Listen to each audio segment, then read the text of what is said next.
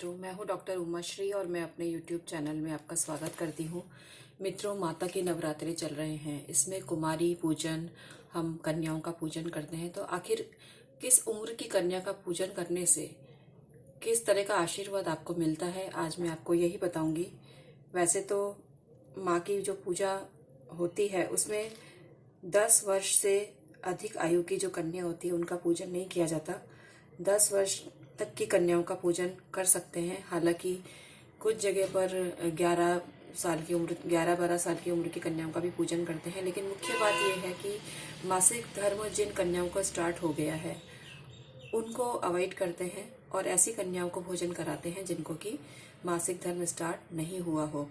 तो माता का जो स्वरूप है वो बहुत ही आशीर्वाद देने वाला है। लेकिन फिर भी इसके पीछे क्या रीज़न है कि किस वर्ष की कन्या का पूजन करने से और आशीर्वाद लेने से किस तरह के फल की प्राप्ति होती है, आज के वीडियो में मैं आपको यही बताने जा रही हूँ। जैसा कि ग्रंथों में वर्णित है, मैं उसी आधार पर आपको ये बात बता रही हूँ।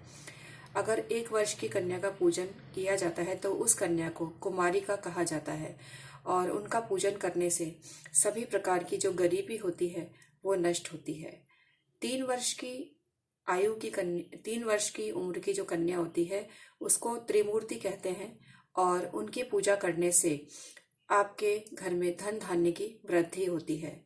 4 वर्ष की उम्र की जो कन्या है उसको कल्याणी कहा गया है और उनकी पूजा करने से सभी प्रकार की कामनाओं की पूर्ति होती है, मनोकामनाएं सिद्ध होती हैं। 5 वर्ष की जो कन्या होती है उसको रोहिणी कहा गया है और उस स्वरूप में उनकी पूजा करने से 5 वर्ष की जो कन्या है उनकी पूजा करने से रोगों का शमन होता है, बीमारियां दूर होती हैं। 6 वर्ष की कन्या को कालिका कहा गया है और उनकी पूजा करने से सभी प्रकार के शत्रु बाधा निवारण होता है। अगर शत्रु आपको पीड़ा दे रहे हैं तो वो भी नष्ट होती है, शत्रु पीड़ा नष्ट होती है। 7 वर्ष की जो कन्या होती है, 7 वर्षीय जो कन्या होती है उसको चंडिका कहा गया है और उनकी पूजा करके आशीर्वाद लेने से सभी प्रकार के समृद्धि प्राप्त होती है। 8 वर्ष की जो कन्या होती है उसको शांभवी कहा गया है और सभी प्रकार के परेशानियां दूर होती हैं उनकी पूजा करने से। 9 वर्ष की जो कन्या होती है उसको साक्षात माँ दुर्गा कहा गया है और उनकी पूजा करने से और चरण छूकर आशीर्वाद लेने से सभी प्रकार के सुखों की प्राप्ति होती है, शत्रुओं का नाश होता है। 10 वर्ष की उम्र की जो कन्या होती है उनको सुभद्रा कहा गया है और उनकी पूजा करने से भी सभी मनोरथ सिद्ध होते हैं, ऐसा कहा गया है और मनुष्य का कल्याण होता है।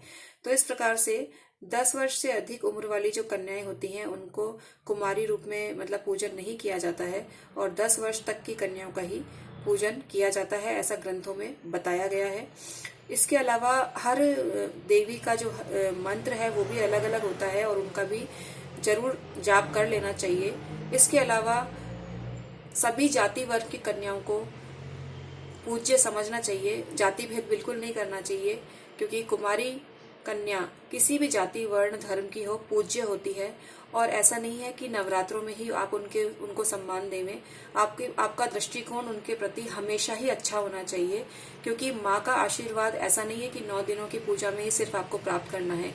माता का आशीर्वाद तो हमें हमेशा ही चाहिए होता है, सभी को चाहिए होता है।